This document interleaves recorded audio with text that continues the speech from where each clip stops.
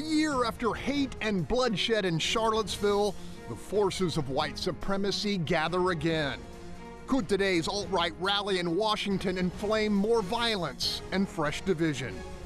Bank fraud and tax evasion, strong evidence of criminal acts committed by the president's one-time campaign manager. Could Paul Manafort's alleged sins hurt the man he helped elect? Here at home, Houston firefighters get the green light to ask voters for a major pay hike. Can the mayor persuade taxpayers to reject the call? And in the battle over immigration, Texas now leading the fight to strip legal status from dreamers. Is Attorney General Paxton pandering to the right or reflecting the people's will? I'm Greg Grugan, and welcome to What's Your Point, where our panelists call it like they see it. Let's greet them. Starting us off, Republican strategist Jessica Colon. Next up, progressive commentator and attorney Nyanza Moore. In the 3 spot, Bob Price, associate editor of Breitbart Texas. Batting cleanup today, Professor Craig Jackson of TSU's Thurgood Marshall School of Law. Next up, businessman, columnist, and former Kemah mayor Bill King. And closing us out on the hot corner, Chicano activist and educator Tony Diaz. Let's do this. 1 dead, several maimed, and a nation torn apart by hate-filled rhetoric and violence. A year has passed since white supremacists gathered in Charlottesville, Virginia, sparking conflict, outrage, and bloodshed. After proclaiming that there were, quote, very fine people on both sides, President Donald Trump drew heavy, sustained criticism for failing to fully condemn the alt-right and forces of racial division. This weekend, those same white nationalists gather once again. Ahead of today's Unite the Right rally, the president issued a tweet saying, quote, the riots in Charlottesville a year ago resulted in senseless death and division. We must come together as a nation. I condemn all types of racism and acts of violence. Peace to all Americans. Panel, do you believe him, or is he still too cozy with the alt-right? Nyanza Moore. He is the alt-right, in my opinion. Everything that he has done has shown that he is leaning more towards their side than the center or even the left, even the progressives. Just because you say we want all racism we think is bad doesn't mean that you're not a racist. There have been so many times when I've heard on different media outlets that President Trump is not a racist, that he doesn't really believe those things, he doesn't mean that, he doesn't mean this.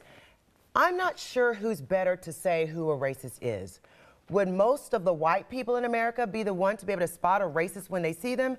Or would a black person be able to spot a racist when they see them? Because if I walk down the street in Charlottesville and I happen to be on the wrong side of the protest, do I have to worry about being mowed down by a car? Because I don't think that last year in Charlottesville we saw any black people or any of those liberal white people that are helping out the black people try to mow anybody down and kill them. And I also think this may be the same time, didn't we also just hear that there was a shooter at the museum in Washington, D.C.? That was the same person who was, shooting last year at Charlottesville. When is our racist president going to say something to say that there are not good people on both sides of this? There are just wrong people on one side of this. I said before the show that I don't know anybody more conservative than Bob Price, but he has absolutely nothing. Okay. But he has nothing on a very personal level in common with these people. And I want to get Bob Price to read. Well, I completely agree with you. I have absolutely nothing in common with those people, nor would I want to, but they have the right to speak without being attacked, as do the people on the other side. And in this particular case, we had death in that city because the police chose not to do their job. The police chose to let these two opposing groups intermingle, create violence, create situations. And for once, I'm going to agree with the people from Antifa who said that the police were not doing their job there. They were allowed, that wouldn't have happened in Houston. When there's a protest in Houston, no matter how agitated it is, the police keep both sides separated so both sides can express their views and no violence occurs.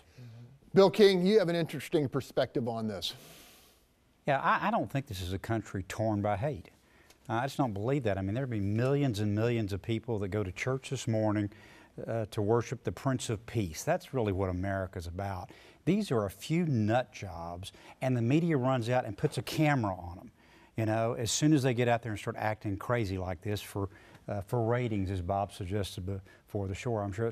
But that's not who America is. I mean, drive around this morning to churches and see people going, and see people from different races going to worship together. You know, drive around next Saturday night to the synagogue or to the mosque and see people that are actually the heart of this country, which don't believe in any of this crap on either side.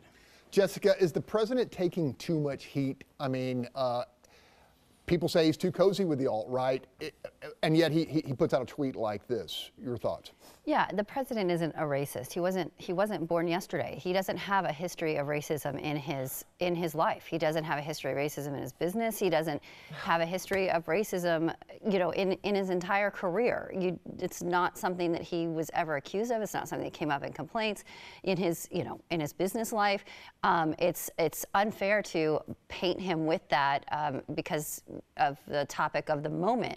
I think his tweet is fully appropriate, and I think it can bring people together if they allow it. Okay. There have been some allegations. Yeah, there have been many, racism. and I have to say, as a businessman, he was a racist. It was his father that said they didn't want black people living in his buildings. And also, as a businessman, when Trump took over something, he heard that there was a black man acting as the CPA for one of his companies. He said, "I don't want any hands on my money. Go find me a Jewish person to count my money." That is racist. That's the things not a that proven the statement, things by that the he way. has That's tweeted. that's an Okay, well, let's allegation just take it like this then. Yeah. When you say, "Oh, look at my Third-hand black allegation. over there," is that racist? As a white man, can you tell me that's not racist, or do I need a black man to say that is racist? Come on now. Let's call it what it is, and let's not whitewash everything that President Trump does, saying that just because he said it, it's not racist. What is racist if that's not racist? I just wanted to make the point that there were allegations. Tony, I'm suspecting you have strong feelings on this issue. Oh, really strong issue, really strong about this, because Trump is manipulating racism to keep power. Absolutely. And here's the deal. He said he's going after bad hombres. Right? Remember that? So maybe he doesn't understand Spanish, because maybe bad hombres just means African Americans and Latinos.